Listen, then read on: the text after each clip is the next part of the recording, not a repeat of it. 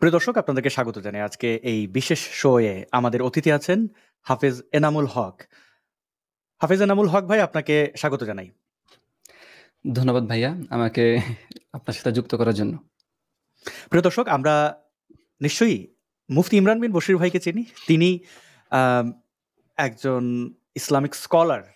সারা জীবন ইসলাম বিষয়ক পড়াশোনা করেছেন, মাদ্রাসায় মক্তবে পড়াশোনা করেছেন, তারপরে ইসলাম নিয়ে সন্দেহ প্রকাশ করেছেন এবং বাংলাদেশে ইসলামপন্থীদের কাছে অন্ততপক্ষে তিনি খুবই আলোচিত, খুবই মাথা ব্যথার কারণ।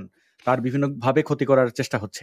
তো আজকে নিশ্চয়ই আমরা ইমরান বিন বশিরের কথা শুনেছি, তিনি কেন সন্দেহ পোষণ করেছেন, কি তিনি চান, কি চাইছেন, এবং ইসলামপন্থীদের মধ্যে যারা ইসলাম প্রচারক হিসেবে জনপ্রিয় তাদের সাথে কথা বলার চেষ্টা করেছেন, আলোচনায় বসার চেষ্টা করেছেন। সেই পক্ষ থেকে কারোর সাড়া পাইনি। আজকে আমরা হাফেজ এনামুল হক ভাইয়ের কাছ থেকে বিস্তারিত জানবো। হাফেজ এনামুল হক, আপনি মাদ্রাসায় পড়াশোনা করেছেন, আপনি হাফেজ, এবং আরো আপনার অধ্যয়ন চলছিল, আপনি আরো এগোনোর চেষ্টা করছিলেন, আপনি একটি মসজিদের ইমামতি করেছেন। তো ইসলামের বিষয়ে আপনার মতামত কি? আপনি কি ইসলামে বিশ্বাস করেন? করলে কিভাবে করেন? আর যদি বিশ্বাস না করেন তাহলে কেন করেন না? কোন পর্যায়ে আপনি আছেন? এটা যদি আমাদের দর্শকদের জানাতেন। জি, ধন্যবাদ আসাদ ভাই। প্রথমত হচ্ছে আমি মুসলিম পরিবারের একজন সন্তান। আমি আমার পুরো ঘটনাটাই দর্শকদের সামনে তুলে ধরতে চাই। প্লিজ, কারণ নির্দ্বিধায়। জি। ছোটকাল থেকেই প্রথমে স্কুলে পড়াশোনা করছিলাম। প্রায় 8 পর্যন্ত পড়েছি। তারপর আমার দাদা একটা অনুরোধ করছে। আমার দাদা ছিল আবার কিন্তু হাফেজ মাওলানা। উনি বলছিলেন যে আমি মরার পরে আমার আব্বুকে বলছিল যে আমি মরার পরে আমার নাতিটারে মাদ্রাসায় ভর্তি করাবি। ঠিক আছে? আমি কিন্তু মোটেও মাদ্রাসায় পড়তে একদমই প্রস্তুত ছিলাম না। স্কুলে ছিলাম, আমার ভালো পড়াশোনা, ভালো রেজাল্ট, ঠিক আছে? সবসময় রুল নং 1 থেকে 3 এর ভিতরে থাকতো সবসময়। ভাগ্যক্রমে দাদাই দুনিয়া থেকে চলে গেল। পরবর্তীতে ওই দাদার কথা রাখতে হবে, পরিবার, তারপরে হচ্ছে গিয়ে আব্বু সবাই মিলে বলতেছে যে ওরে মাদ্রাসায় ভর্তি করায় দে। ঠিক আছে? দাদা মারা যাওয়ার 1 মাস আগেই বলেছিল যে আমাকে মাদ্রাসায় ভর্তি করাবার জন্য। যাক, পরবর্তীতে দাদা মারা যাওয়ার 1 সপ্তাহ পরে আমার মাদ্রাসায় ভর্তি করায় দেয়। ভর্তি হতে চেয়েছিলাম না। পরে আমাদের বাসার সাথে আরেকজন আছে। ও আবার আলিয়া মাদ্রাসায় পড়াশোনা করতো। পরে বলল যে আলিয়া মাদ্রাসায় পড়ে কোনো লাভ নাই। ওরে হাফিজি মাদ্রাসায় ভর্তি করা, মাদ্রাসার মধ্যে থাকবো, পড়বো, খাইবো, চলবো, ফিরবো। অনেক ভালো থাকবে সন্তান। কোনো খারাপ দিকে মনোযোগ যাবে না। আল্লাহর ইবাদত বন্দেগী সবসময় করব। যাক, পরবর্তীতে আব্বু আমারে নিয়ে মাদ্রাসায় নিয়ে ভর্তি করায় দিল। আমার পোশাক-আশাক সবকিছু চেঞ্জ করে দিল। আগে তো শার্ট প্যান্ট দিয়ে পড়তাম অবশ্যই স্কুলে থাকা অবস্থায়। পরবর্তীতে গায়ের মধ্যে একটা জুব্বা ঝুলাইয়া দিল। তারপর একটা লুঙ্গি পরায় দিল। ঠিক আছে? পরে মাদ্রাসায় ভর্তি করায় দিল। নুরানি থেকে একটা মাদ্রাসা পড়েছিলাম, ওটা আমাদের গ্রামের পাশে। এটা হচ্ছে গিয়া মানে আমাদের শাহরাস্তি থানা, চাঁদপুর জেলার শাহরাস্তি থানা, ঐতিহ্যবাহী একটা মাদ্রাসা। ওইখানে আমরা ভর্তি করাইছিল। পরে ওইখান থেকে আমি নুরানি শেষ করি, নাজারা শেষ করি। হেফজখানায় ওইখানে প্রায় 15 পারা পর্যন্ত পড়ি। পরবর্তীতে কোনো একটা কারণে একটা ঝামেলা হইছে। যেমন ধরেন যে তখন তো আমি খুব আবেগপ্রবল ছিলাম। একজন হুজুরের খাদেম ছিলাম আমি। পরবর্তীতে ওই হুজুর কিন্তু খুবই ভালো ছিল। তখন তো খুব ধার্মিক ছিলাম তো, এত কিছু বুঝতাম না। প্রায় নুরানি থেকে একদম হেফজখানা পর্যন্ত ওই হুজুরের খাদেম ছিলাম, একজন বড় হুজুর। উনার নাম হচ্ছে মুফতি কামরুল ইসলাম।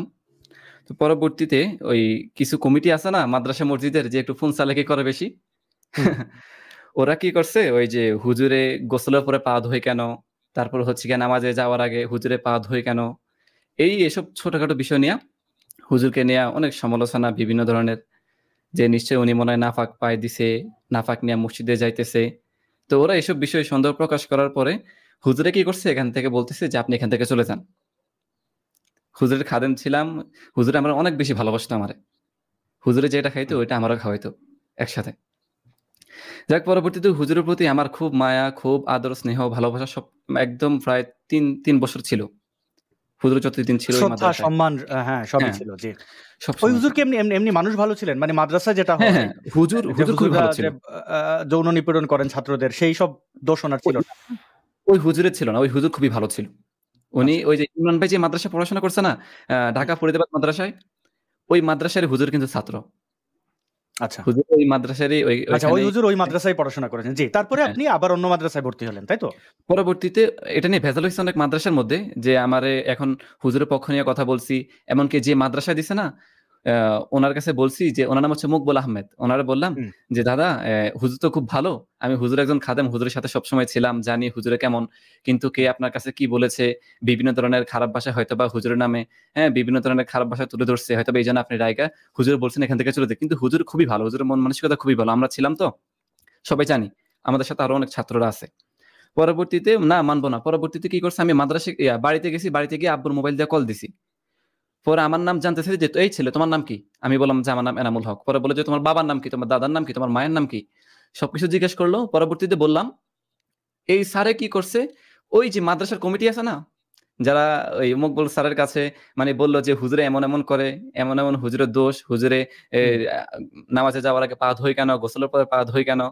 এসব নিয়ে ওই কমিটির কাছে মকবুল স্যারে কল দিছে। কল দিয়ে বলতেছে যে, "এনামুল তো এই কথা বলতেছে।" পরবর্তীতে হুম। ওরা কি করছে, এই পুরা দোষটা আমার উপরে চাপাই দিছে। পরে বলছে যে, "এই আচ্ছা। ছেলে তো খারাপ, এই ছেলে তো বদমাশ, এই ছেলে খুব বেয়াদব। এই ছেলে হুজুরের সাথে থেকে বেয়াদব হয়ে গেছে।" ঠিক আছে? পরবর্তীতে কি করলো, হুজুরে তো চলে গেল। হুজুরে যাওয়ার পরের দিনই আমারও এখান থেকে চলে যেতে হইছে। যাক, আমি একটু দুঃখ প্রকাশ করছি। পরবর্তীতে ওইখান থেকে আমার আম্মু খুবই টেনশন, "আহায় আমারে কোথায় ভর্তি করাবে আবার নতুন কইরা? এত চলতি একটা পড়াশোনার মাঝে হুজুরও চলে গেল।" পরবর্তীতে আম্মু আবার ওই হুজুরের সাথেও কথা বলল।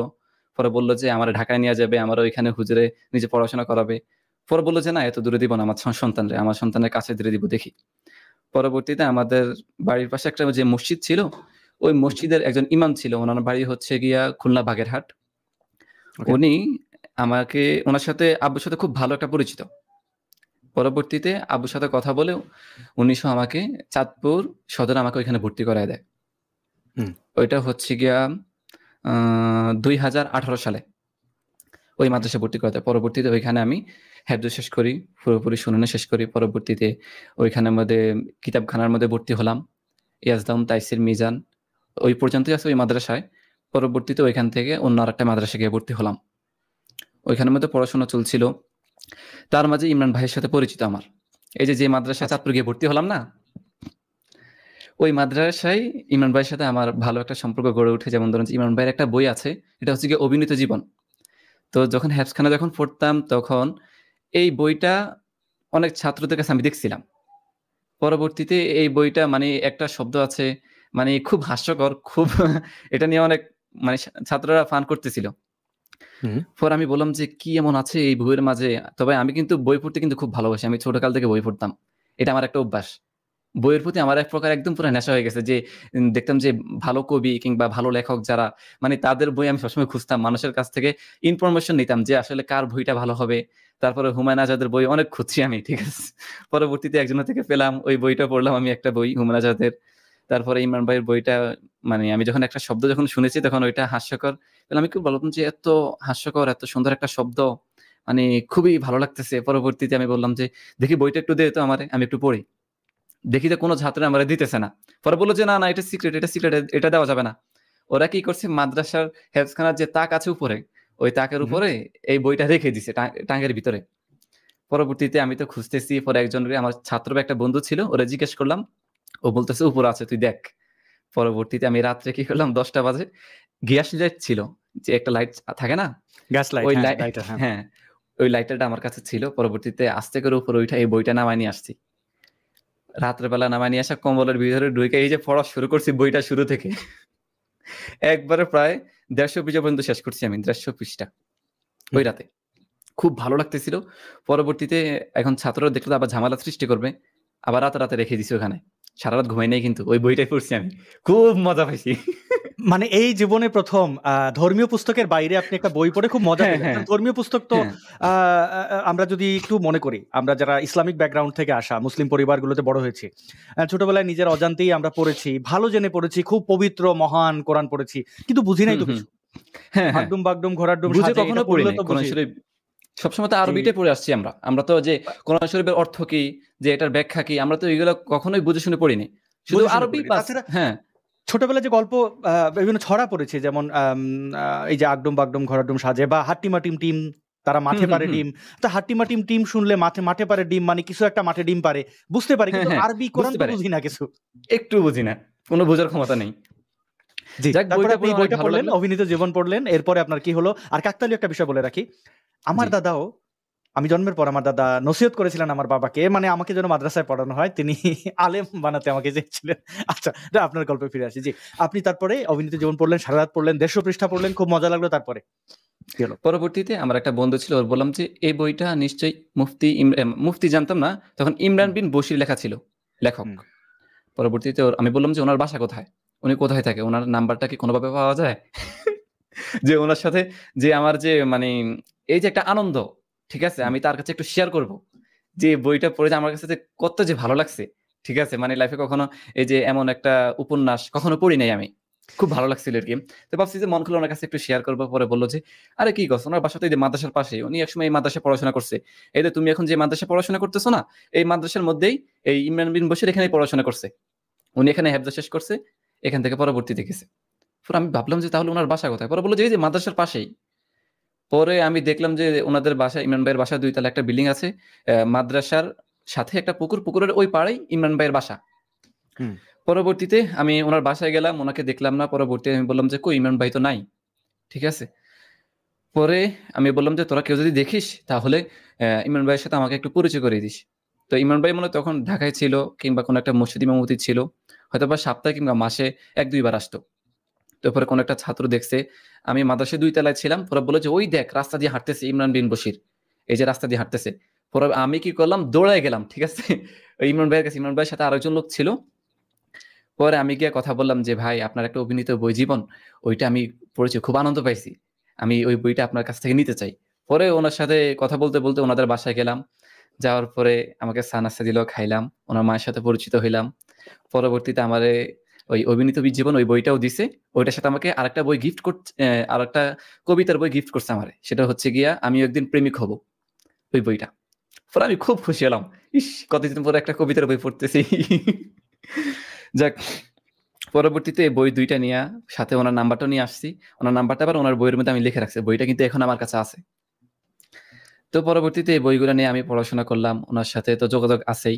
পরে উনি বলল যে আমার আরেকটা বই আছে, এটা হচ্ছে স্বর্গপরী। পরে আমি বললাম যে তাহলে ওই বইটা আমারে দিয়েন, আমি ওই বইটাও পড়বো। উনি ৩ টা বই লিখছে, তো ভাবছি ৩ টাই বই পড়বো, আপনার সমস্যা নাই, আপনি ৩ টাই দিয়েন আমারে। পরে বলল যে ঠিক আছে, আমি নেক্সট টাইম ঢাকায় গেলে তোমার জন্য নিয়ে আসবো, কিংবা তুমি আমারে কল করে দিও, আমি আমার মনে পড়লে নিয়ে আসবো। পরে তখন মাদ্রাসা বন্ধ দিয়ে দিছিল। পরবর্তীতে ইমরান ভাইরে কল দিলাম, ওনার সাথে কথা বললাম। পরে বলল যে হ্যাঁ বই ওইটা আছে, ওটা নিয়ে আসবো। পরবর্তীতে উনি ওই বইটাও নিয়ে আসছেন। ওনার সাথে ভালো একটা মানে সম্পর্ক, খুব মানে মাঝে মাঝে কথাবার্তা হয়, ঠিক হুম। আছে, যে অনেক জ্ঞানী একজন মানুষ, খুব ভালো লাগছিল আর কি উনি ওনার উনি সাথে উনি কথা বলে। আপনি আপনি ওনার সাথে কথা বলে খুব আনন্দ পাচ্ছিলেন যে উনি হ্যাঁ, হ্যাঁ, আসলে আলোকিত একজন মানুষ, এবং আপনি বোধহয় হ্যাঁ, হ্যাঁ, উনিও বোধহয় আপনার মধ্যে একটা সম্ভাবনা, মানে একটা স্টুডেন্ট, মাদ্রাসার চিরাচরিত ছাত্রদের মতো না, সে কৌতূহলী, সে জানতে চায়, সে বুঝতে চায়। এটা বোধহয় ইমরান বিন বশির ভাইও ফিল করেছেন আপনার ক্ষেত্রে, তাই না? হ্যাঁ, হ্যাঁ, এরকমটাই। এবং যাক আপনার আপনার পরবর্তীতে, জীবনের পরিবর্তনটা, মানে ধরেন এই যে মুক্ত হওয়া দাসত্ব জি, থেকে, জি, এটা এখান ইমরান থেকেই ভাইয়ের হাত এই ধরে। ভাইয়ের সাথে পরিচিত হওয়ার পর থেকেই আমি ওখানে কিন্তু হেফজা শেষ করলাম, পাগড়ি পাইলাম, মাহফিল হলো। তারপরে হচ্ছে গিয়া কিতাবখানায়ও পড়লাম, ওখানে শেষ করলাম। প্রায় এখানে ৬-৭ মাস পার হয়ে যায়, ১ বছর পার হয়ে যায়। পরবর্তীতে এখান থেকে আ আমারে আমার যে শিক্ষক, কিতাবখানা যখন পড়েছি, মানে আমার পরিবার কিন্তু খুবই দুর্বল ছিল। ঠিক আছে? যেমন ধরুন যে মানে অর্থনৈতিকভাবে নাকি? হ্যাঁ, অর্থনৈতিকভাবে একটু ইয়ে ছিল যে আমি ছোটকাল থেকে আমি কি বলব যে আমার নিজের পড়াশোনার খরচ, আমি যতটুকু পড়াশোনা করেছি, যেমন ধরুন যে চাঁদপুর আসার পর থেকে ২০১৮ সাল থেকে, তখন তো ঢাকায় আসছি শহরের মধ্যে। আর ঢাকা চাঁদপুর শহরের মাদ্রাসা যেগুলো আছে, বোর্ডিং মাদ্রাসা, ওগুলোর মধ্যে কিন্তু অনেক খরচ। ৪-৫ হাজার টাকা করে প্রতি মাসে। আর ২০১৮ সালে কিন্তু ওই টাকাটা কিন্তু জোগাড় করা খুব কঠিন হয়ে যাচ্ছিল। হুম। বাবা-মার ওনাদের ইয়াতে আরকি। পরবর্তীতে আমি আস্তে, আস্তে 5 এর পড়ানো শুরু করলাম ওখান থেকেই। নিজের পড়াশোনা খরচ নিজেই বহন করা শুরু করলাম ওখান থেকেই। বাবা-মাকে আর চাপ দিলাম না কোনো কিছুতেই। যাক, পরবর্তীতে আমার হুজুরে এই অবস্থা দেখে আমারে পরে বলল যে, "এনামুল, তুমি একটা কাজ করতে পারো। আমি একটা মসজিদ দেখছি। তুমি আ ওখানে চাকরিতে জয়েন করতে পারো। একটা খেদমত আছে মসজিদের। ওটা হচ্ছে গিয়া চাঁদপুর জেলার মহিষাদী তালতলা বাজার একটা মসজিদ। কেন্দ্রীয় একটা হুম। মসজিদ, বিশাল বড় মসজিদ। প্রায় ২ তলা একটা বড় মসজিদ বাজারের।" পরবর্তীতে আমারে ওইখানে দিয়ে আসে। ওইখানে আমার ইন্টারভিউ নেয়। প্রায় ৩ দিন আপনার ইন্টারভিউ ওখানে কোন নিয়েছে। পজিশনে? আপনি কি মুয়াজ্জিন নাকি খাদেম হিসেবে? আ আমারে ইমাম মুয়াজ্জিন ২ টা ইয়া করে ওইখানে নিছি আরকি। আচ্ছা, আচ্ছা। ছোট, ছোট মসজিদ ছিল, তাই তো? হ্যাঁ, মসজিদ বড়ই ছিল। আরেকজন ছিল। উনি হচ্ছে গিয়ে খতিব সাহেব। উনি মাঝে, মাঝে আসে। উনি মাঝে, মাঝে আসে, যেমন ধরেন মাগরিবের নামাজ কিংবা মাঝে, মাঝে এসে এশার নামাজ পড়ায়। উনি বা সবসময় থাকে জুমার না। নামাজ। হ্যাঁ, জুমার নামাজ পড়ায় উনি। পরবর্তীতে ওইখানে করার পরে তখন তো আমি একটা চাকরিতে জয়েন্ট হয়ে গেলাম। পরবর্তীতে পড়াশোনার সাথে একসাথে আরেকটু চাপ। পরবর্তীতে আমি ভাবলাম যে এই যে একটা চাকরি করলাম, তখন আমার বেতন ছিল হচ্ছে গিয়া আ ৳৬,০০০ যখন মানে জয়েন আপনি করছি। একজন ইমাম হিসেবে ৬,০০০ টাকা বেতন পান। বাংলাদেশের সর্বনিম্ন একজন ইমাম বোধহয়। ইমাম মুয়াজ্জিন। আমি আমার মসজিদের কথাগুলো কিন্তু বলব। আজকে যেহেতু লাইভে যেহেতু ভাইয়া জি, জি। আসছি, আমার যে অবস্থা আমার মসজিদে যা ঘটছে, ঠিক আছে? প্লিজ আমি যে বলেন। কি একটা মানে কি একটা অবস্থা আমার উপর দিয়ে গেছে, আজকে বলব। যেহেতু লাইভে আসছি, আজকে মন খুলে একটা কথা বলব। আমার দর্শক যারা আছে আমাকে অনেকে এসএমএস দিয়ে বলছিল যে, "এনামুল ভাই আপনাকে লাইভে দেখি না কেন? আপনি যে আসছেন না?" পরে আমি বললাম যে, "ভাই আসবো। আমি খুব অনেকে জানে না যে আমি এডিটিং এর কাজ করি। আবার অনেকেই জানে আমি এডিটিং এর কাজ করি।" আমি একটু ঠিক বলে আছে? রাখি তাহলে। জি, মুফতি ইমরান বিন বশির ভাইয়ের দর্শক বন্ধুরা, এই মুহূর্তে আমাদেরকে প্রায় ৩,০০০ মানুষ দেখছেন ফেসবুক, ইউটিউব মিলিয়ে। আপনাদের অনুরোধ করবো এটা শেয়ার করেন। Interesting story. আমরা শুনি, বুঝি কি হয়। এনাম ভাই কেন ইসলাম ত্যাগ করলেন, নাকি গ্রহণ করলেন, নাকি উনি হিন্দু হয়ে গেছেন, খ্রিস্টান হয়ে গেছেন, নাকি ইহুদি হয়ে গেছেন, আমরা জানবো। আর মুফতি ইমরান বিন বশির ভাইয়ের যতগুলো ভিডিও আপনারা দেখেন, সেগুলোর এডিটিং এ এনাম ভাই, থাম্বনেল বানানো সবকিছু এনাম ভাই ইয়ে করেন। আমি এনাম ভাইয়ের কাছে ওই ওই ওই অবদানের জন্য কৃতজ্ঞতা। এবং এনাম ভাই, আমরা যদি আবার আপনার সেই ইমামতির ইয়েতে ফিরে যাই, যে আপনি ৬,০০০ টাকা মাত্র বেতন একজন ইমামের, এটা নাকি মুসলিম 90% মুসলমানের দেশে একজন ইমামের বেতন, এটা সে খাবে নাকি মাথায় দেবে এই টাকাটা? এনিওয়ে, আপনি আপনি জি বলেন। ইমাম এবং মুয়াজ্জিন ২ টাই। যে এমন না হুম, যে শুধু খালি ইমামতি করছি। আমি জানি যে মাদ্রাসা মসজিদের ভিতরে কি হয়। এমন না যে এই যে সব হুজুরেই অনেক টাকা ইনকাম করে, এমন না। যারা একটু চাপাবাজি জানে, তাদের চাকরি টিকে হুম। থাকে। তাদের বেতনেই ওই মনে করেন যে ২০,০০০, ৩০,০০০, ৪০,০০০ ইনকাম করা, ওটা অত কিছু না। যদিও মসজিদের বেতন থেকে হাইয়েস্ট ১০ থেকে ১৫,০০০, এর বেশি না। মানে ঠিক ১০ আছে? থেকে ১৫,০০০ যত বড় ফেমাস ইয়েই হোক, মানে যদি হ্যাঁ, আজহারিদেরকেও ইমাম মসজিদের মানে হিসেবে রাখে, ওই বেতনের ওই কি? মানে সাধারণত যে গ্রামের মসজিদ কিংবা শহরের মসজিদগুলোর মধ্যে আরকি। হুম, হুম, মানে বেতন। ইমাম মুয়াজ্জিনদের বেতন। তো তার বাকি টাকাটা ৪০,০০০ কেমনে হয়? ওটা হচ্ছে গিয়ে ওই যে আলাদা যে দোয়া দুরূদ পড়ায় মানুষদেরকে, চাপাবাজি শুনে তারপরে হচ্ছে গিয়া যে এই আল্লাহ খোদা আছে, এই সেই বিভিন্ন ধরনের মানুষদেরকে কেরামতি আরকি। মানে কেরামতি থাকতে হবে, হ্যাঁ, ফুটো দিতে জানতে হবে। কেরামতি দেখিয়ে মানুষদের কাছ থেকে টাকাগুলো হাতায় নেয়। কিন্তু মানুষ তো বোঝে না, সরল মনা মানুষ, তারা কিভাবে বুঝবে? তারা তো ইসলামটাকে তারা জানতেছে হচ্ছে গিয়ে আলেমদের মাধ্যমে। এখন আলেমরা কি ওই ইসলামের সত্য মূল কথাগুলো কি তারা কি সত্যি কি তুলে ধরতেছে? না, কখনোই না। তারা হচ্ছে গিয়া ওই যে পাবলিক যেটা খাবে, পাবলিকের কাছে যেটা ভালো লাগবে, হুম, আলেমরা সেটাই শোনাবে। এবং কি আলেমরা যে কথা বলে ওই পাবলিকদের কাছ থেকে টাকা ইনকাম করতে পারবে, টাকা আর্ন করতে হুম। পারবে, সেই ওই কথাগুলোই কথাটাই কি বলে। শোনাবে। মানে কান্নাকাটি করে এটা দিবে একদম হাউমাউ করে। মানে মোনাজাতের মধ্যে আমি দেখছি তো, আমি যে মসজিদে চাকরি করছি না? এই যে আমার পাশে একটা মাদ্রাসা ছিল, ওইখানকার মুহতামিম। হুম। হায় রে! কি বলবো? মানে মানে ওই হুজুরের নাম বললাম না। আ হুজুরে এমনিতে না, খুব আমরা এগুলো ভালো, দেখেছি। কিন্তু আমরা তো বাংলাদেশের ওয়াজ মাহফিলগুলো দেখলেও বুঝতে পারি যে কান্নাকাটি করে, গান গায়, নাচে। এগুলো বিভিন্ন অঙ্গভঙ্গি করতে হয় তাদের দর্শকদের স্বার্থে। অথচ কিন্তু আমি একটা শুধু সিম্পল প্রশ্ন, ধরেন একজন লোক আওয়ামী লীগ করেন, তিনি হুম, এলাকার চেয়ারম্যানই ইলেকশন করবেন। এখন নিশ্চয়ই হুজুরের কাছে দোয়া চাইতে যান। তো হুজুর কি হ্যাঁ, বলেন? সে হয়তো দুর্নীতিবাজ বা ডাকাত, কিন্তু হুজুর তো দোয়া করেন। কারণ দোয়ার বিনিময়ে টাকা হ্যাঁ, পাবেন, হ্যাঁ। তাই না? জি, মানে উনার কাছে যে অবশ্যই। যাবেন তার জন্যই দোয়া করেন। ধরেন আমি আমি একটা উদাহরণ দেই। কিছু মনে করেন না। এটা কোন পেশার জি, ক্ষেত্রে না, আমি জি। বলতেছি না। ধরেন একজন বেশ্যা, তিনি আসলে বাধ্য হয়ে দেহ বিক্রি করেন। তো এখন বেশ্যার যেরকম খদ্দের চুজ করার তার সুযোগ নেই। খদ্দের এসে তাকে চুজ করে। তাই তো? জি। মানে একজন বেশ্যাকে মানে আ একটা নির্দিষ্ট সময়ের জন্য একজন খদ্দের এসে কিনে নেয়। সে দেখতে পিনাকির মতো হোক, সে দেখতে আজহারির মতো হোক, যার মতোই হোক, তার কোনো চয়েস জি, নাই। তার কোনো অপশন নাই। ঠিক একজন ইমামের আসলে তো অপশন নাই। তার কাছে যে আসবে, দুর্নীতিবাজ আসলে তার জন্য দোয়া করতে জি। হবে? কারো তো ফেরানোর তার ক্ষমতা নেই, তাই না? না, না, কখনোই না। আচ্ছা, আচ্ছা, একটা জিনিস জানলাম। আরেকটা জিনিস, আপনি আপনার স্টোরিতে যাবো। খুট আমি টুকটাক ডিটেইল জানবো জি, দর্শকদের জি। সাথে। যে আচ্ছা, যে আপনারা যে ইমামরা, মানে আপনার মতো যারা ইমাম, যারা যে মসজিদে ইমামতি করে বেতন পান বড়জন ৳১০,০০০, ৳১৫,০০০। তো একটা স্বাভাবিক এই সমাজে ৳১৫,০০০ দিয়ে তার জীবন চলবে না। তার পরিবার সন্তানাদি থাকলে মিনিমাম ৳৩০,০০০ দরকার। তো হ্যাঁ, এই টাকাটা যেহেতু মসজিদ দিতে পারে না বা দেয় না বা দেওয়ার প্রয়োজন মনে করে না, তাই তাকে এই যে ঝাড়ফুঁক, দোয়া দুরুদ, এই অমুকের হয়ে একটু পক্ষে কথা বলা, অমুকের দোয়া করাই, আওয়ামী লীগ, বিএনপি, জামাত, যারা চোর বাটপার থেকে শুরু করে সবার জন্য তার এই দোয়া দুরুদ পড়তে হয় বাড়ি, হ্যাঁ, বাড়ি হ্যাঁ। যাইয়া। তো এখন এটা সবার কিন্তু জন্যই। হুজুরকে, ইমামকে বাধ্য করলো এই অন্যায়ের সাথে সম্পৃক্ত হইতে। সেই ইমাম এসে আবার নামাজ পড়াইতেছে। তার তো নিজেরই ঈমান ঠিক নাই। সে তো জানে যে আজকে চোরের বাসায় যে একটা দুর্নীতি, একটা ডাকাইতের জন্য দোয়া করে আসলো। সে কিন্তু জানে যে ডাকাইত। হ্যাঁ? হুম, তো হুম। ডাক্তার যেরকম রোগী চেনে। আচ্ছা, গেল এইটা একজন ইমামের প্রথমত ব্যক্তিত্ব বা চরিত্র খারাপ করে দিচ্ছে সমাজ, কারণ তার সমাজে পর্যাপ্ত বেতন নাই, যে কারণে সে ওইখানে যাইতে বাধ্য। যদি তাকে পর্যাপ্ত বেতন দেওয়া যাইতো তাহলে সে একজন চোর আসলে, চোর তো ভালো, যাই হোক, চোরই তো একটা, ডাকাইতে একজন এসে যদি বলে আমার জন্য দোয়া করে দেন, সে হয়তো বলতে পারতো যে আজকে অমুক বার, আমার আজকে অমুক ইবাদত আছে, আমি যাইতে পারবো না। তো তার তো ক্ষমতা নেই যে ইমামরা জোর করে নিয়ে যাবে, কারণ জোর করে তো ভালোবাসা হয় না, দোয়া হয় না। আল্লাহ তো জোর করে নিলে ওইটা ডাকাইতে বসে। তাহলে ইমামের চরিত্রটা প্রথমে খারাপ করলো কিন্তু এই মসজিদ কমিটি, কারণ তারা তার প্রাপ্য বেতন দিল না।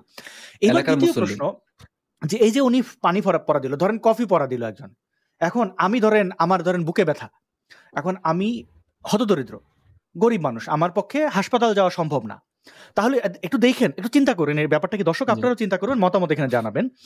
আমি গেলাম, আমি যেহেতু গরিব মানুষ, আমি হয়তো গার্মেন্টসে চাকরি করি, আমি গেলাম স্থানীয় ইমামের কাছে, হুজুর আমার তো বুকে ব্যথা, তো আমার সামর্থ্য 50 টাকা বা 100 টাকা, আমি হাদিয়াটা পকেটে নিয়ে গেলাম, হুজুর চিন্তা করলো একজন লোক আসছে, যা পাই তাই ভালো, তাই না, সেটা ফু দিয়ে দিল, এটা তো আসলে লেনাদেন আগে হয় না, ফু দিয়ে দিল, তারপরে হুজুর আপনারা কি দেবো, যে দেন যা পারেন বুঝে নিতে, বাজার টাজার ভালো না, হ্যাঁ আমাদের তো অনেক কষ্ট করে চলতে আছে, পকেট থেকে বার করে 100 টাকা দিয়ে দিল, হুজুরও খুশি, ওই ব্যক্তিও খুশি। প্রশ্ন হচ্ছে যে বুকের ব্যথার জন্য হুজুরের পানি পরা নিয়ে আসলো, সে পানি পরা খাইলো, পানি পরায় কোনো কাজ হয় না, আপনি জানেন, আমরা জানি, সবাই জানি, পানি পরা কাজ হলে হাসপাতাল খোলা লাগতো না।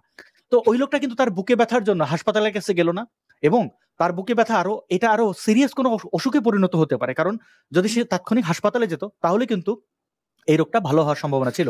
যেহেতু সে হাসপাতালে যায় না, হুজুরের দোয়ার উপর বিশ্বাস করে, সে কিন্তু তার রোগ বাড়ালো। পক্ষান্তরে এই যে হাসপাতাল বা গ্রামে এই যে সরকার হাসপাতালগুলো পরিচালনা করে, সেখানে ওষুধপত্র থাকে, সরকারি ওষুধপত্র, তো সবাই যদি হাসপাতালে যায় তাহলে তো সরকার, আমরা দেখি বালিশ, এই যে দুর্নীতি, বিভিন্ন রাজনৈতিক প্রেক্ষাপটগুলো হয়তো শুনেছেন জেনেছেন, একটা বালিশের দাম হয়ে যায় 50,000 টাকা, একটা ইনজেকশন সিরিঞ্জের দাম হয়ে যায় 5,000 টাকা। এইভাবেই তো সরকারি জিনিসপত্র, ওষুধপত্র, এগুলো থেকে টাকার ধান্দা করে মানে এই যে রাজনীতিবিদরা। তো তারাও চায় যে এই মোল্লা মুন্সি, এই পীর ফকিরের কাছে যে কিছু মানুষ ব্যস্ত থাকুক, সবাই যদি হাসপাতালে চলে আসে, সবাইকে ওষুধ দিতে হবে, ওষুধ দিতে গেলে টাকা মারবো কোথা থেকে? মানে দেখেন, এক সিন্ডিকেট আরেক সিন্ডিকেটের সাথে যুক্ত। মসজিদ কমিটি যেরকম ইমামদের চরিত্র খারাপ করে, রাষ্ট্র কিন্তু এই মোল্লা মুন্সিদের ফু দেওয়া এগুলো নিষেধ করে দিলেই পারে। কেন একটা লোকের বুকে ব্যথা হইলে সে হাসপাতালে যাবে কেন? মানে কেন একজন ওই যে যারা তাবিজ কবজ করে না, ধরেন সে ইমাম না, ওই যে সান্ডার তেলে বিক্রি করে, বা ওই যে শ্রীপুরের ট্যাবলেট বিক্রি করে, তার কাছে কেন যাবে? এগুলো নিষিদ্ধ করতে হবে, রাষ্ট্র করে না, একে অন্যের সহায়ক। জি আমি দুঃখিত, এবং অনেক এটা দর্শকরা ভাববেন যে আসলে কিভাবে, আমার উদ্দেশ্য ইসলামপন্থীদের অপমান করে না, কোনো ইমামকে অপমান করে না, তাদের রুটি রুজির সুব্যবস্থা করা, আমি তাদের পক্ষে, যে তাদের বেতন বাড়াই দেন, সেটা একটা কাজ করতে। সেটাই। আর যদি সেটা আপনাদের সামর্থ্য না থাকে, তাহলে সমাজের মধ্যে যে বিত্তবান, যার নিজের পেশা আছে এবং যে ইসলাম জানে, সে ইমামতি করাক, ফ্রিতে ইমামতি করাক, সে টাকা নেবে কেন? জি আপনি একটু কন্টিনিউ করেন আপনার এই ইমামতির পরবর্তীতে। জি, পরবর্তীতে এখানে আমার জব খুব ঠিকঠাকই চলছিল, অনেক মুসলিমের আদর ভালোবাসা, অনেক সম্মান, অনেক স্নেহ। তখন মানে প্রায় 1 বছর পার হয়ে গেল। পরবর্তীতে নিজের লাইফটাকে নিয়ে একটু ভাবতে শুরু করলাম, যে আসলে আমি যে এই যে ইমামতি যে করতেছি আজকে প্রায় 1 বছর, 6,000 টাকার বেতন, বাবা মাকে চালানো, ছোট একটা ভাই আছে তার খরচ চালানো, ছোট ভাই আমার কিন্তু একটা আছে, ও মাদ্রাসায় পড়াশোনা করছে, এখনো করতেছে, তো ওর পড়াশোনা খরচ সম্পূর্ণ আমি বহন করতাম মসজিদে যখন চাকরি নিলাম। যাক, খুব সুন্দরভাবেই যাচ্ছিল দিনকাল, 6,000 টাকার বেতন, কষ্টমিষ্ট করে হলেও টানাখিস করে চলতেছি। 1 বছর পার হওয়ার পর নিজেকে নিয়ে একটু ভাবতে শুরু করলাম, আমি যে করতেছি, এই যে ইমামতি যে করতেছি, এটা এখানে আমি প্রায় কয় বছর থাকবো? হ্যাঁ, এই যে এই 6,000 টাকার বেতন, এই 6,000 টাকার বেতন দিয়ে আমি আসলে মানে কত বছর আমি আমার লাইফটাকে আমি কি কন্টিনিউ করতে পারবো কিনা? আমার ফ্যামিলি, আমার পরিবার, কারণ পরিবারের সবচাইতে সবার বড় সন্তান কিন্তু আমি, ঠিক আছে? আমার বড় কোনো বোনও নেই, ভাইও নেই, আমি সবার বড়, আমার উপরেই পুরো পরিবারটা। তো অনেকে জানে যে পরিবারের বড় সন্তান যারা আছে তারা কিন্তু বুঝে যে আসলে বড় সন্তানের উপরে কতটা চাপ আসে, তারা কিন্তু বুঝে, ঠিক আছে? ঠিক আমার উপরে ঠিক তেমনটাই। আর দিক দিয়ে পড়াশোনা, মানে আমার কাছে এই যে পড়াশোনা করা, জব করা, প্রাইভেট পড়ানো, তারপরে হচ্ছে গিয়া ছোট ভাই খরচ চালানো, বাসার খরচ চালানো, বাবা মাকে দেখাশোনা, তারপরে এর ভিতরে তো আছে মসজিদের কর্মকাণ্ড, কারখানা, সবকিছু তো আছেই। যত কিছু ঘটছে আমার মসজিদের মধ্যে প্রায় 1 বছর, আছে না যে একজন হুজুরের পক্ষ বিপক্ষ, আছে না যে একজন আমাকে ভালোবাসলো আর একজনের একটু হিংসা লেগে গেল, আছে না কিছু মানুষ? তো তাদের মধ্যে আমার এক কমিটি কিন্তু খুব ভালো জানতো, প্রথম অবস্থায়। মানে একটা ছোট্ট প্রশ্ন। আমরা দেখি ক্রিকেটারদের মধ্যে ঝগড়া হয়, তামিম ইকবালের সাথে সাকিব আল হাসানের সাথে ঝগড়া হয়। আমরা দেখি শিল্পীদের মধ্যে যেমন অমুক সিনেমার নায়িকার সাথে তমুক সিনেমার নায়িকার ঝগড়া হয়, অমুক নায়কের সাথে তমুক নায়কের ঝগড়া হয়। পলিটিশিয়ানদের একই দলের মধ্যে কোন্দল থাকে। মানে বিভিন্ন সেক্টরে সমাজে আমি দেখি শিক্ষকদের মধ্যে কোন্দল আছে, মানে এটা ইমামদের মধ্যেও আছে একই। হ্যাঁ, ইমামদের মধ্যে আছে এটা। ইমামদের মধ্যে আরো বেশি আছে, হয়তো প্রকাশ্যে আসে না কেউ, যা হয় ভিতরে চার দেওয়ালের ভিতরে হয়। হ্যাঁ, তো একজন মুসলমান একজন মুসলমানের দোষ ত্রুটি নিউজে গোপন আসে রাখবে। এগুলো কয় টাইপের নিউজে আসে। ওরা তো চাইবে না আল্লাহর কখনো উপরে যে বিশ্বাস থাকলে তো আল্লাহর উপরে ছেড়ে দেওয়ার কথা, নমনীয় হওয়ার কথা, তাই না? আল্লাহর উপর ছেড়ে দিবা না, কখনোই না। হ্যাঁ, ওরা ওই যে কথায় কথায় আল্লাহ খোদা সবকিছুই মানবে কথায় কথায়, কিন্তু কাজে না। ঠিক আছে, কাজে ওই যে হাত মারবে, কাজ করতে গেলে ঠিকই হাত মারবে, ঝগড়াঝাটি সবকিছুই। যাক, পরবর্তীতে এইভাবে চলতেছিল। মানে আঘাত করবে কাজে, হ্যাঁ, হ্যাঁ, মারামারি করবে। আচ্ছা, তো একটা জিনিস তো, তার মানে আল্লাহর উপরে বিশ্বাস আছে, ভরসা নাই। মানে আমার এই শত্রুকে আল্লাহ ধ্বংস করে দাও, আল্লাহর উপর ভরসা রাখে তো এটা অপেক্ষা করতে হবে, সেই অপেক্ষার ধৈর্য। আচ্ছা, জি। যাক, পরবর্তীতে আবার ওই ইমরান ভাইয়ের সাথে কথাবার্তা বললাম। আরেক দিক দিয়ে হচ্ছে গিয়ে আমি তখন ভাবলাম যে এই যে কোরআন তেলাওয়াত যে করতেছি, নামাজ পড়াইতেছি, আমাকে কিন্তু অনেকেই প্রশ্ন করছে যে আমার কোরআন তেলাওয়াত খুব সুন্দর, ঠিক আছে, মানে অনেক সুর দিয়া পড়াই, তারপরে লাহান, তারপরে খুবই স্পষ্ট ভাষায় কোরআন শরীফ পড়ি। অনেকে, মানে তখন তো আমি কিন্তু খুব ধার্মিক ছিলাম, তখনও কিন্তু আমার মনে কোনো এরকম কোনো সংশয়, কোনো ধরনের কিছু আমার মনে তখনও কিচ্ছু জাগে নাই। আর তখনও কিন্তু একটা মিছিল হয়েছিল, তখন কিন্তু বলবো ভাইয়া এটা ওই বললামই তো একবার, আমি তো বললাম ওই যে ফার্স্ট লাইভে যে একটা মিছিল হয়েছিল চাঁদপুর জেলার মধ্যে নাস্তিকদের বিরুদ্ধে। আপনি তো পুরাই তখন পাংখা, মানে নাস্তিকদের ফাড়াই বলতে হবে। বিশ্বাস করেন ভাই, আমাদের কোরবানি জবাই করার, এই গরু জবাই করার যে ছুরি আছে না, ওই ছুরিটা বাইর করে নিয়াম, ওই পুরা মহিষীতে পুরো এলাকার যত মুসল্লি ছিল, কমিটি ছিল, কিংবা পাশে একটা মাদ্রাসা ছিল, মাদ্রাসার যত ছাত্র ছিল, হুজুর ছিল, সবাই একসাথে একটা টাকে করে আমরা চাঁদপুর সদরে গেছি। হাসান আলী মাঠ একটা আছে, ওখানেই মানে মিছিলটা হয়েছে, ওইখানে একটা সমাবেশ হয়েছে। পরে ছুরিটা কি আপনার সাথে ছিল? হ্যাঁ, ছুরি আমি নিয়ে গেছি যাওয়ার সময়। মানুষে মানে এক একজনের ছুরি, তারপরে লাঠি, হাত না অনেকের হাতেই ছিল, দাও ছিল, চাপাতি ছিল, ছুরি ছিল, তারপরে হচ্ছে কি আপনার লাঠি ছিল। মানে এগুলো তো, এটা হচ্ছে কত সালের ঘটনা, এই 19 সালের দিকে। ময়মনসিংহ এর ভাষা একটা কথা আছে, মাইরা অ্যালবাম, ফিটটা অ্যালবাম, কুইটটা অ্যালবাম, ওরকম অবস্থা আর কি। যাক, পরে এই ছুরি নিয়ে ওই তখন কিন্তু আপনার নামও ছিল এখানে, যে নাস্তিক আসাদ নূর, ঠিক আছে, আসিফ মহিউদ্দিন, তারপরে তসমিয়া নাসনির, ওনার কথা ওখানে আসছে। যাক, তো আমি কিন্তু তখন কিন্তু ভাইয়া আমি ওরকম ভাবে আপনার করে কখনোই বোঝার চেষ্টা করিনি, যেটা সত্যি কথা। কারণ মুসলিমদের সাইকোলজিটা আমি কিন্তু এখন কিন্তু বুঝি, ইমরান ভাইও কিন্তু বুঝে, কারণ আমরা ওইখান থেকে উঠে আসা, আমরা মসজিদে ইমামত করছি, এবং কি আমরা জানি যে আমাদের মুসল্লিরা কি চায়, তারা কি শুনতে চায়, তারা কি জানতে চায়, এবং কি যে আমাদের সাথে যে আলেম, কারণ আমরা তো আমাদের মিলমিশ ছিল কিন্তু সবসময় আলেমদের সাথেই। যেহেতু চাঁদপুর সদরে যতদিন ছিলাম, আমি কিন্তু ওই যে শানে সাহাবা একটা সংগঠন আছে, এটা হচ্ছে কি ইমামদের অধিকার নিয়ে, ইমরান ভাইও ওইটার মধ্যে জয়েন্ট ছিল। ইমরান ভাই ওইটার মধ্যে হচ্ছে গিয়া চাঁদপুর জেলার প্রচার সম্পাদক ছিল, পুরো অল চাঁদপুর জেলার ওই শানে সাহাবার। আমি হচ্ছে গিয়া মানে চাঁদপুর থানায় আর কি, সদর থানা, ওইখানকার আমি প্রচার সম্পাদক ছিলাম। তো মোটামুটি বড় বড় আলেমদের সাথে উঠা বসা ছিল, সবসময় ওনাদের সাথে কথাবার্তা বলতাম। তো আমরা জানি যে আসলে ওনারা কেমন, ওনাদের সাইকোলজিটা কিভাবে কাজ করে। ঠিক আছে, এই যে মুসলিমদের সাথে এই সাধারণ জনগণ যারা আছে, যারা এই যে মুসল্লি আছে, ঠিক আছে, তাদের যে মুরিদরা আছে, হুজুরদের, যে তাদের সাইকোলজিটা কিন্তু আমরা কিন্তু বুঝি, তাদের সাথে আমরা চলাফেরা করছি, তাদের সাথে চলাফেরা করার কারণে আমরা এগুলো বুঝি এই অবস্থায়। তো তখন আমি কিন্তু আপনাদের কথা মোটেও শুনতে চাই, আর এই নাস্তিকের কথা কি শুনবো, ঠিক আছে, এই নাচ থেকে। তারপর হচ্ছে কি আসিফ মহিউদ্দিন, কি কিসের কথা কয়, কথা কথা শুধু গেলে গালি গালাজ করে, কি জন কিসের গালি গালাজ করে, নাস্তিক, কথা শোনাই হচ্ছে গিয়ে পাপ, একদম পুরোপুরি জাহান্নাম ওদের কথাটা শোনা, মানে আলহামদুলিল্লাহ ফর এভরিথিং। বলে না যে আজকে ইসলামের দুশমন দেখো ইসলামের ছায়াতলে চলে আসলো। যে লোক চাকু নিয়ে নাস্তিকদের জন্য ঘুরতো, সেই লোক এখন সংসার। আলহামদুলিল্লাহ, আলহামদুলিল্লাহ, সুবহানাল্লাহ, আলহামদুলিল্লাহ, আমাকে এই পথে আসার জন্য আল্লাহ আমাকে কবুল করছে। আমার সবই সবই আল্লাহর দেওয়া নিয়ামত। এই যে এই যে আপনার সাথে কথা বলছি না এখন, এটাও কিন্তু আল্লাহর নিয়ামত, সবকিছু আল্লাহর নিয়ামত। এই যে আল্লাহ সবকিছু লিখে রেখেছে, এই যে আমি আপনার সাথে এখন কথা বলতেছি, এই যে আমি যে এই প্রতিষ্ঠানে আসছি, এটা আল্লাহ তাআলা এই যে এই পৃথিবী সৃষ্টি করার 50,000 বছর আগে আল্লাহ লিখে রেখেছেন। থাক, এগুলো ওই এলাকায় বন্যা হইতেছে শুনতেছি, ঠাডা পড়তে পারে। ওকে, জি।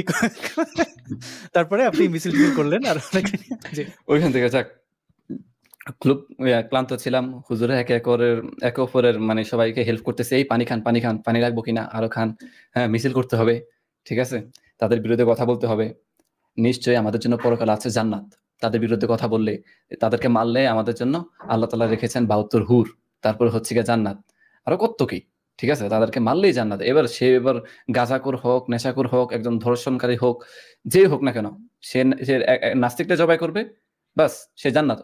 তারপর হচ্ছে গিয়া এদের গাজাতুল হিন্দি একটা ভিডিও আসছে, গতকালকে আপলোড হয়েছে, এটা ওইটা নিয়ে ইমরান ভাই তো সম্পূর্ণ কথাবার্তা বললো, এটার মধ্যে বিস্তারিত প্রায় 47 মিনিটের একটা ভিডিও, ওটার মধ্যে সম্পূর্ণ বলছে, সবাই ওইটা দেখলে বুঝবে আর কি। তা আমি ওইটা এখন আর বলতে চাচ্ছি না ওইটা। আমি ওই দর্শকদের উদ্দেশ্যে গাজওয়াতুল হিন্দ নিয়ে ইমরান বিন বশির ভাইয়ের ভিডিও আমি কালকে রাত্রেই শুনছিলাম, দেখছিলাম, আমি ওই লিঙ্কটাও দিয়ে দিচ্ছি। জি, আপনি। জি, যাক, পরবর্তীতে এভাবে সময় কাটছিল। পরবর্তীতে ইমরান ভাইয়ের সাথে মানে আমি কিন্তু জানি না যে উনি যে আসলে মানে সংশয়বাদী, কিংবা আমি কিন্তু তখনও কিন্তু জানতাম না এগুলো, কিছুই জানতাম না আমি, ঠিক আছে। পরবর্তীতে ইমরান ভাইয়ের সাথে কথাবার্তা বললাম, তারপরে হচ্ছে কি আমি ভাবলাম যে ওই বললাম না যে আমার যে লাইফটাকে নিয়ে একটু ভাবতেছি, আসলে আমার কি এভাবেই কি চললে হবে? এই যে ৬,০০০ টাকার বেতনের যে চাকরি করতেছি, কিছু মানুষ বিভিন্ন ধরনের কথাবার্তা বলে যে মানুষের বাড়ি গিয়া খাই, তারপরে হচ্ছে গিয়া নানান ধরনের ভাইয়া মানে বিভিন্ন ধরনের মানে গায়ের মধ্যে খুব আঘাত লাগে এক কথায় বলতে গেলে। হয়তোবা সব হুজুরা এই যে মনের কথাগুলো প্রকাশ করতে চায় না, ঠিক আছে। অনেকে মানে বুকে যত কষ্টই হোক না কেন বুকের মধ্যে চাপা দিয়ে রাখে, অনেক হুজুরে আমি দেখছি। কিন্তু অনেক হুজুর কিন্তু ভালো আছে, বুঝছেন হুজুর ভাইয়া, অনেক হুজুর আছে খুব ভালো, কিন্তু তারা তাদের পরিবার কিংবা তাদের সন্তানের চিন্তা করে, তারা যে আসলে আমার সন্তানটার কি হবে, ৬,০০০ টাকার বেতনের চাকরি হলেও, ৮,০০০ বেতনের টাকার চাকরি হলেও এটা আমার করতেই হবে, এটা না করলে আমার ভাত জুটবে না, ঠিক আছে, আমার ভোরে খাওয়াবো কি, আমার সন্তানদের খাওয়াবো কি, এসব কথা। যাক, তো পরে এগুলো ভাবলাম, নিজের কাছে খুব খারাপ লাগতেছিল যে আসলে লাইফটাতে এভাবে যায় না, কিছু একটা তো করতে হবে। পরবর্তীতে যেহেতু নিজের গলার কণ্ঠস্বর একটু সুন্দর আছে, তেলাওয়াতগুলো খুব সুন্দর আছে, পরবর্তীতে একটা ইউটিউব চ্যানেল খুললাম। হ্যাঁ, ইউটিউব চ্যানেল খুললাম, ফেসবুক পেজ খুললাম, তারপরে হচ্ছে এগুলো খুইলা সুন্দর কোরআন তেলাওয়াত করে বাস ছাড়তেছি। ভাবলাম যে এটার মধ্যে কিছু হয় কিনা দেখি, প্রচার প্রসারণ কিছু হয় কিনা, মানুষ তো সামনাসামনি তো দেখি। আমাদের শোনাবেন কেমনে আপনি তেলাওয়াত করতেন? এনিওয়ে, আপনার ইচ্ছা, আপনি চাইলে শোনাইতে পারেন। শোনাবো? আপনার ইচ্ছা, মানে এটা দিয়ে কিছু না। আচ্ছা, তাহলে একটু শোনাই, যেহেতু শুনতে চাচ্ছে। অনেকে হয়তো বা অন্য কিছু ভাবতে পারে যে আসলে আমি মাদ্রাসায় পড়াশোনা করি নাই। না, ওইটার সুযোগ নাই। কে কি ভাবলো আপনি মাদ্রাসা কিনা, কিন্তু একটা এমনি ইন্টারেস্ট আর কি।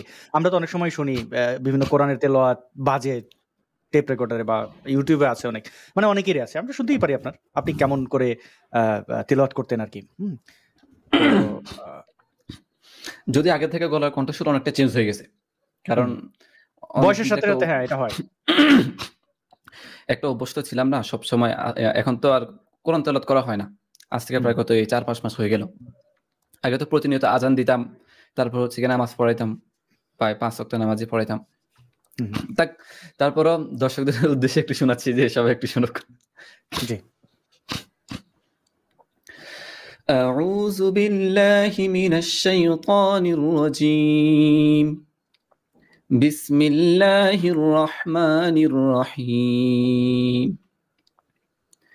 وهو الغفور الودود ذو العرش المجيد فعال لما يريد.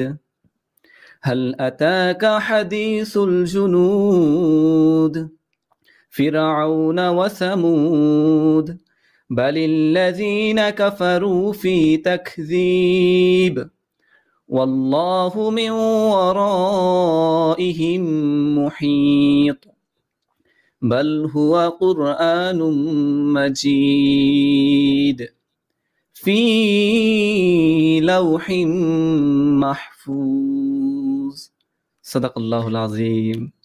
অনেক ধন্যবাদ। এবং আমাদের এই কোরআন পাঠ বা এগুলোর সাথে অনেকেরই ইমোশন জড়িয়ে আছে এবং কাজ করে। জি, এখন আমি যখন ফজর নামাজ পড়াইতাম, বুঝছেন ভাইয়া, আমি দেখেছি যখন ফজর নামাজ পড়াইতাম, এখন তো ওইভাবে সুন্দরভাবে বলতে পারি না, কারণ মানে অনেকদিন প্রস্তুতি নাই। হ্যাঁ, অনেকদিন হ্যাঁ, ধরে প্র্যাকটিস প্রস্তুতি করেন নাই। না। তারপর হচ্ছে গিয়ে প্রায় ৪-৫ মাস ধরে কোরআন তেলাওয়াত করি না। এইমাত্র ৪-৫ মাস পরে আ এইমাত্র সরাসরি লাইভে তেলাওয়াত করলাম। আমি এটা আমি ফিল এর মাঝে করতে পারি। কোনো আমার বাংলা, ইংরেজি এবং আরবির মধ্যে ৩টি ভাষা বা অক্ষরগুলোর মধ্যে আমি সবচেয়ে ভালো আরবিতে লিখতে পারতাম। আমার আরবির লেখার হাত ভালো ছিল এবং হ্যাঁ, আমি আরবি অনর্গল পড়তে পারতাম। এখন অনেকদিন ধরে আমি পড়ি না। এখন আমার আরবি পড়তে গেলে কষ্ট হয়। আমি পড়তে পারি না ভালোভাবে। জের জবর পেশের হুম, যে ব্যবহার বা অনেকগুলো মানে বর্ণ আমি এখন ভুলে গেছি এটা কি? কোনটা সোয়াদ, হ্যাঁ, কোনটা হ্যাঁ। দোয়াদ, প্যাচ লেগে যায়। হ্যাঁ? তো অনেক ক্ষেত্রে ওটা আমাদের ক্ষেত্রেও হইতো। বাস্তবটাই হ্যাঁ, এই যে তো হেডফোনে এটা থাকা হয় অবস্থায় প্র্যাকটিস যখন ছাড়া। অনেকদিন পড়াশোনা করতাম না, মানে একটানা তো প্রায় ৪-৫ মাস পরে মাদ্রাসা ১০ দিন কিংবা পরীক্ষার পরে মাদ্রাসা বন্ধ দিত। তো প্রায় ১০-১৫ দিন যখন মাদ্রাসা বন্ধ থাকতো না, তখন তো একদিনও কোরআন শরীফ ধরতাম না বাড়িতে গেলে। শুধু খালি ঘুরতাম, পরিবারের সাথে সময় দিতাম। পরবর্তীতে যখন ১৫-২০ দিন পরে যখন মাদ্রাসায় যখন আসতাম, তখনই যেন মানে কোরআন শরীফ কি রে, কি কোরআন শরীফ পড়তেছি, মানে হরফগুলো কেমন জানি বুঝি না। অন্যরকম লাগতেছে। এটা এটা একটা কারণ হ্যাঁ? আছে। এটা কারণটা হচ্ছে দেখেন আমাদের আপনি যদি হিন্দি বোঝেন, হিন্দির হুম, আশেপাশে যে সকল ল্যাঙ্গুয়েজ আছে সেগুলো বুঝবেন। যেমন আপনি হুম, যদি ভুটান যান বা নেপাল যান তাহলে দেখবেন যে নেপালি আপনি অনেক শব্দ বুঝে যাচ্ছেন। কারণ এটা বাংলার সাথে রিলেটেড। হুম, হুম, আপনি আমরা ইংরেজি অনেক সময় ইংরেজি আমাদের এই মানে ভারতীয় যে আমাদের এই উপত্যকা, এই উপত্যকার ভাষা না। সেক্ষেত্রে আপনি দেখবেন অনেক শব্দ আপনি মুখস্থ করছেন পরে আবার ভুলে যেতে পারেন। আরবি তাই হয়। কারণ আরবের সাথে আমাদের কোনো কানেকশন নাই। কিন্তু আপনি হিন্দি লেখা যদি নাও পড়তে পারেন, আপনি অনেক হিন্দি আপনি বের করে দেখেন আমার দর্শকদের বলি, আপনি একটা লেখার দিকে ভালো করে তাকান। আপনি জীবনে কোনোদিন হিন্দি পড়েন নাই, হিন্দি শব্দ জানেন না। কিন্তু আপনি পড়তে পারবেন, অনেক শব্দ পড়তে পারবেন। কারণ ওই যে বাংলার সাথে আপনার অনেক শব্দে মিলে যায়। তো যেহেতু আরবি একটা আমাদের খুবই অপরিচিত একটা ভাষা, ইসলামের কারণে শুধু আমরা এটা আয়ত্ত করি এবং আরবি উল্টা। ফলে এই জটিলতার সৃষ্টি হয়। ইংরেজি যেমন ওয়ার্ল্ড ওয়াইড খুবই ইজি ভাষা। হুম, যে হুম, কারণে তো এটা এক প্রকার সব দেশেই চেষ্টা করে ইংরেজিটাকে কমন ল্যাঙ্গুয়েজ হিসেবে ব্যবহার করার ক্ষেত্রে। আরবিটা তো আসলেই এই কারণে আমাদের এই ত্রুটিটা হয়। আমাদের হুম। সংস্কৃতির সাথে এটা যুক্ত নয়। হ্যাঁ, হ্যাঁ। আবার যাক আরবি দ্বারা পরবর্তীতে একজন ইহুদি, আরবের একজন ইহুদি বা খ্রিস্টান সে অনর্গল আরবি বলে দিত। ওর কারণ ওটা তো তার ভাষা। জি। এমন মানে যখন কোরআন তেলাওয়াত করতাম না, মানে খুব আগে সুর দিয়া পড়তাম তো, মানে কিছু মুসল্লিরা বলতো যে, "হুজুর আপনি এভাবে পড়লে মানে আমার খুব কান্না এসে পড়ে।" এমনকি আমি দেখছিও। মানে আমি হুম, সবসময় তো প্রায় এই একটানা ৩ বছর কিন্তু আমি ৩ বছর ৩.৫ বছর এই হুম। ইমামতি করেছি। ইমামতি, মুয়াজ্জিনি ২ টাই। আযান দিতাম, নামাজ পড়াইতাম। মানে এই একটানা এই ৩ ৩.৫ বছর পড়াইতাম। পুরা ফজরের নামাজ সবসময় পড়াইতাম। এটা আমার দায়িত্ব ছিল সবসময়। হুম, অনেকে দেখতাম যে মানে কান্না করে দিত নামাজের মধ্যে। আমি শুনতাম কিন্তু। অনেক আমি যখন কোরআন তেলাওয়াত করতেছি অনেকে একদম পুরা কান্না করে দিত নামাজের মধ্যে। কিছু মুসল্লি কিন্তু আছে এরকম। এই যে মানুষদের মুনাজাতের মধ্যে যখন একটু আবেগপ্রবল হইয়া নিজের পরিবারের জন্য একটু দোয়া করে না আল্লাহর কাছে, যে আল্লাহ মানে যে জাহান্নামের আগুন কত না কঠিন। ঠিক আছে? মাফ করে দাও আল্লাহ, কেমনে সইব? এই যে জাহান্নামের আগুন, মানুষ এই যে হুম। মানে করে মানে কান্না শুরু করে দেয়। ঠিক এমন অবস্থা এই নামাজের মধ্যেও। জানি না কি একটা আবেগ। সাধারণত যারা মুমিন তাদের সাইকোলজিটাই এমন। তাদের সাইকোলজিটাই হচ্ছে গিয়ে এমন। এটা বুঝতে পারি। যাক পরবর্তীতে এরকম যাচ্ছিল ইমরান ভাইয়ের সাথে, পরবর্তীতে কথাবার্তা বললাম। আমি একদিন ইমরান ভাইয়ের বাসায় গেলাম। উনি নাকি বাসায় আসছে, দেখা করতে গেলাম। পরে আমি দেখালাম যে আমার তখন মোটামুটি প্রায় ১,৫০০ সাবস্ক্রাইব হয়ে গেছে কিন্তু তখন। মোটামুটি প্রায় কত ২-৩ মাসের ভিতরে ১,৫০০ প্রায় সাবস্ক্রাইব হয়ে হুম। গেছে। প্রতিনিয়ত প্রায় ২-৩ দিন পর, পর কোরআন তেলাওয়াত করে ছাড়তাম। হ্যাঁ? বলল যে, "হুজুর আপনার কোরআন তেলাওয়াতগুলো আমরা নেটের মাধ্যমে দেখতে চাই।" মানে কত? পরে মানে শখ করে করতাম আরকি এগুলা। ভাবলাম যে ঠিক আছে করি, শখ করে দেই, মানুষে করে। আমি একটু করি দেখি কেমন লাগে। ঠিক আছে? একটু ফিলটা নেই। যাক হুম, পরবর্তীতে করা শুরু করলাম। পরে ইমরান ভাইয়ের বাড়িতে গেলাম। উনার সাথে তখনও কিন্তু এভাবে পরিচিত হয়ে উঠিনি। হুম, পরবর্তীতে ইমরান ভাইয়ের বাড়িতে গেলাম, উনার সাথে কথাবার্তা বললাম। বললাম যে, "ভাই এই যে আমি ইউটিউবিং করি। আমার ইউটিউব চ্যানেল আছে। এমনকি ওই যে TikTok এ যে একটা লাইটিং স্ট্যান্ড আছে না? ওইগুলো একটা অনলাইনে অর্ডার দিয়ে দিলাম। বাস চলে আসলো ১ সপ্তাহের ভিতরে। ওইটা দিয়ে ভিডিও করা শুরু করলাম। যে কোরআন তেলাওয়াত করা শুরু করলাম। পাগড়ি একটা মাথায় দিয়া, জুব্বা একটা গায়ে দিয়া। বাস সুন্দর রে। যাক পরবর্তী ইমরান ভাইকে দেখালাম যে, "ভাই আমি ইউটিউবে একটা চ্যানেল খুলছি। আমার খুব শখ ইউটিউবিং করার। ইউটিউবিং করব।" পরে এর ভিতরে ইমরান ভাইয়েরও যে মানে এরকম ভিতরে যে উনার ইউটিউবিং একটা ইয়া ছিল। ঠিক আছে? যেহেতু উনি অনেক আগ থেকে বই লিখতো। ঠিক আছে? হুম। উনি অনেক আগ থেকে বই লিখতো। পরবর্তীতে পরবর্তীতে সবকিছু শেয়ার করছে আরকি। তখনও সবকিছু বলে নাই। পরবর্তীতে যখন প্রায় ৬-৭ মাস পার হলো, পরবর্তীতে আমার কাছে সবকিছু শেয়ার করছে, সবকিছু বলছে। যে ইমরান ভাই কিন্তু তখনও পুরোপুরি মুসলমান। সংশয়বাদী হয় নাই। আচ্ছা। পুরোপুরি হুম, সংশয়বাদী হয় নাই উনি তখনও। এমনিতেই মানে কিছু জিনিস নিয়ে মানে প্রশ্ন তুলতো। বিভিন্ন ধরনের হাদিস নেয়া, তারপর আলেমদের কর্মকাণ্ড এগুলো নিয়ে প্রশ্ন তুলতো তখন। উনি মাঝে, মাঝে বলত। তখনও কিন্তু এভাবে সংশয়বাদী হয়ে উঠে ওইভাবে বুঝে উঠতে পারে নাই। ব আমার সাথে যখন পরিচিত হইছে, যখন কথাবার্তা বললাম, ইমরান ভাই সহ ইমরান ভাইয়ের বাসায় পরবর্তী বলল যে, "আমার তো ক্যামেরা আছে। চলো তাহলে দুইজনের সাথে ইয়ে করি আর কি, ইসলাম প্রচার করি। ঠিক আছে, ইমরান ভাই কিন্তু আমাদের কিন্তু একটা চ্যানেল আছে, এই যে এস এম ইমরান বশির আছে না যে চ্যানেলটা, ওইটার মধ্যে দেখবেন যে তখন কিন্তু প্রত্যেকটা কথা কিন্তু ইসলামের পক্ষ নিয়ে কথা বলছি আমরা। প্রত্যেকটা যে প্রথম প্রায় 8-10টা ভিডিও আছে, এবং কি আমাদের স্টকে আরো অনেকগুলো ভিডিও আছে, কিন্তু আমরা ভাবছি যে এগুলো আস্তে আস্তে ছাড়বো, মানে অনেকগুলোই আছে, এগুলো ছাড়ার কথা ছিল কিন্তু তখন ছাড়ি নাই, ওই সুযোগ হয়ে উঠে নাই। দেখ তখন ওই যে গ্রামে ছিলাম তো, মানে কারেন্টের একটা প্রবলেম ছিল, ওয়াইফাই একটা প্রবলেম ছিল, যার কারণে ওইভাবে এডিটিং কাজও করতে পারি নাই, অনেক প্রবলেম। যাক পরবর্তীতে ইমরান ভাইয়ের সাথে উনিও বললো যে আপনি কি বলছিলেন যে আপনাদের ইউটিউব চ্যানেলটা ওই ইমরান বিন বশির 24 ওটা? না না ওটা না, এস এম ইমরান বশির। ওকে, ওইটাতে ওই পুরনো ভিডিও আছে। ওকে, ইসলামের পক্ষে। হ্যাঁ, জি। ইসলামের পক্ষে যে ভিডিওগুলো, অনেক মানুষ তো ভাববে যে না আমরা শুধু খালি নাস্তিক হওয়ার জন্য এসব ভিডিও বানায় আসছি, এরকম না, আমরা অনেক আগ থেকে ইসলাম প্রচার করে আসছি।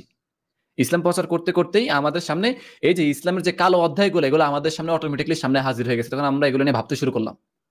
আর যখন ভাবতে শুরু করলাম তখন এগুলো আমরা আলেমদের কাছে প্রশ্ন তুলি, তখন আলেমরা উত্তর দিতে পারে না।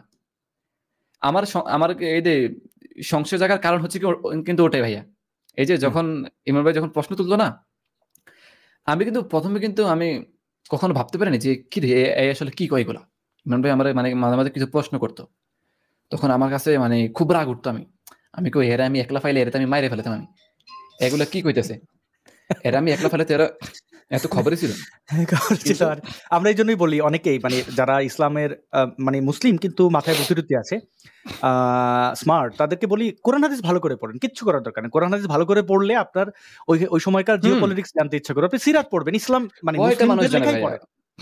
বাংলাদেশের প্রায় 98% যারা আছে এই যে মুসলিম, তারা অধিকাংশ মানুষই তারা জানে না এই যে কোন শরীফের অর্থ, কোন শরীফের অর্থ কখনোই পড়ে না। তারা সবসময় আরবিতে পড়ে গেছে, আরবিটাই সবসময় গুরুত্ব দিয়ে গেছে। আরবির সামান্য একটা হরফ উচ্চারণের মধ্যে ভুল গেলে এই যে পাশা উল্টে যদি পিটানো শুরু করতো, দেখছি তা আমার নিজের চোখের সামনে ঘটনা। আমি মাদ্রাসায় ছিলাম না, আমি তো মাদ্রাসার একজন ছাত্র, মানে মাদ্রাসার মধ্যে যে এই যে একটা হরফ, সামান্য হরফের উচ্চারণ, এই যে আইন, আইনের জায়গার মধ্যে আইন একটু চাপ দিয়ে পড়তে হবে, এই চাপ দেই নেই কেন, এইটার জন্য এই যে বড় বড় তোষক আছে না, এই তোষক পিঠের উপরে উঠাই দিয়া তারপরে হচ্ছে গিয়া কোন এক হাতে দিয়া আর এক হাত দিয়ে হচ্ছে গিয়া পায়ের তল দিয়ে আইনা কানটা ধরতো, এর উপরে সিট, এর মধ্যে আরেক হাতে হচ্ছে গিয়ে রিয়াল কোরআন শরীফ, মানে এরকম একটা ভাব থাকতে হবে ব্যালেন্স করে অনেকক্ষণ। মানে এত, অথচ এই যে আমাদের আয়াতটা যে পড়তেছি, এই আয়াতটা দ্বারা কি বোঝানো হয়েছে, এই আয়াতটার অর্থটা কি, এটা কখনো হুজুর আমাদেরকে বলতোই না, বলেও নাই। কি সবসময় একটা শব্দ, ভিনদেশী শব্দ, সবসময় আরবিটারে গুরুত্ব দিয়ে গেছে। আমি বললাম যে কি এক আরবি ভাষা, অর্থ বুঝি না, এবারত জানি না, কোনো কিছু জানি, শুধু খালি আরবিটাই পারি। আর আরবির মধ্যে হালকা একটু শব্দ ভুল গেলে কেন এত মারবে? এটার জন্য কিন্তু মানে অনেক মানে যে যারা গার্জিয়ান আছে তারা কিন্তু খুব প্রতিবাদ করতে আসে। যেমন আমি কিন্তু মানে যারা কিন্তু শিক্ষা নেয়, যারা মাদ্রাসার ছাত্র, তারা কিন্তু কম বেশ মাইর খায় ওস্তাদের, ছোটকাল থেকে আমিও খেয়ে আসছি, প্রত্যেকটা ছাত্রই খাবে, এটা স্বাভাবিক, খুবই স্বাভাবিক। আমি ওস্তাদের শাসন এটা কিছু প্রশ্ন, যারা আবাসিক থাকে আর কি হাফিজি মাদ্রাসাগুলোতে বা এতিমখানা বলা হয়, অনেক কিছু বলা হয়, হেফজখানা, এই সেই, যারা আবাসিক থাকে তাদের জীবনটা কতটা কঠিন। আমি কোনোদিন থাকি নাই, কিন্তু আমি মক্তবে পড়তে যাই, কোরআন সবক দিতেছি হাতে রেয়াল নিয়ে, এরকম ইয়ে নিয়ে, তা আমার ভুল হয়েছে, হুজুর এখানে মারছে, আমি এক জায়গায় বলছিলাম আমার কান কেটে ফেলছে ওই ফাটা বাঁশের কঞ্চি দিয়া, কান রক্ত। এই যে দেখেন, দেখা যায় কিনা, এই যে একটা কাটা, এই একটা কাটা, এটা কিন্তু আমারে মানে মানে কাইম দিয়ে একটা বাড়ি দিছে আমারে, হ্যাঁ পিঠে একদম পুরো মানে একদম ফাইলে গেছে, একদম পুরোপুরি ফাঁক হয়ে গেছে। এটা মানে এটা একটা আয়নাঘর, একটা জেলখানা, টর্চার সেলে যেরকম টর্চার করে, একটা প্রাপ্তবয়স্ক মানুষকে ধরে নিয়ে টর্চার করলে তাও মানা যায়। শিশুদের একটা, আমি একটা উদাহরণ দেই, ধরেন একটা বড় মানুষকে একটা বড় জোরে ঘুষি মারা আর শিশুকে আস্তে একটা থাপ্পড় মারা সমান, কারণ শিশু ভয় পেয়ে যাবে। এই ছোট বাচ্চাদের যে টর্চারটা মাদ্রাসায় মক্তবে করা হয়, এইটা আসলে একজন প্রাপ্তবয়স্ক মানুষকে আয়নাঘরের গল্প শোনেন নাই, ধরে নিয়ে যেরকম পিটায়, গোয়েন্দারা উল্টা করে পেটায়, এইরকম টর্চার করার সমান। ইলেকট্রিক শক দেয়।